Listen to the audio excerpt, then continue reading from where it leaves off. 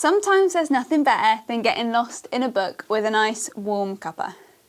Today is International Read to Me Day, and I'll take any excuse to get lost in a book.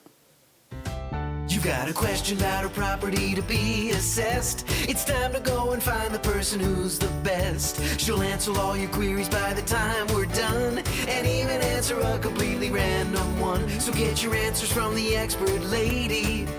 It's time to go ask Amy. Hi everyone, I'm Amy and I'm back with another 2-Minute Tuesday, which is where I answer your questions about anything to do with rebuild costs in no more than 2 minutes. So let's start that clock. This week we have a question from Craig in York who asks, can a mix of commercial and residential properties be assessed?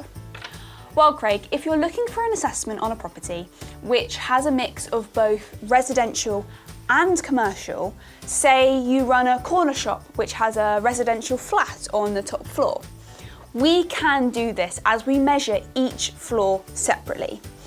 A separate rate will be applied to each floor to allow for the different usages, making the report as accurate as possible. Or you may own a shop with a residential section to the rear. These can also be assessed, but we may require further information from you, such as floor plans. We would then measure each section of the property and apply separate rebuild rates to the residential and commercial sections.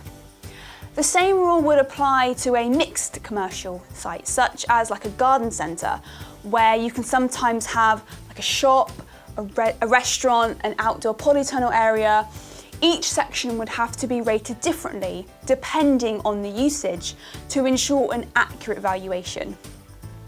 Another variation of this is you could have a mix of commercial and residential properties you want for the report for. For example, a farmhouse and commercial farm buildings.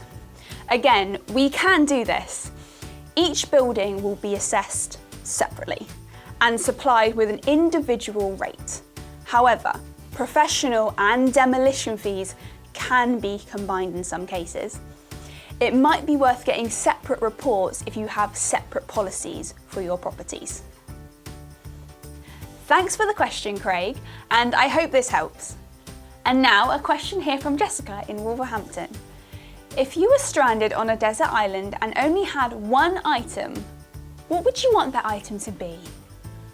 The classic hypothetical at least I hope it stays hypothetical. I'd have to say I want my old iPod with me. I've kept it after all these years and it's filled me with nostalgia. I just have to keep my fingers crossed that someone would rescue me before the battery ran out.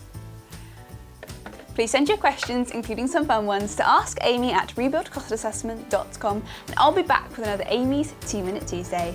Thank you for watching and don't forget to like and subscribe. It's time to go ask Amy.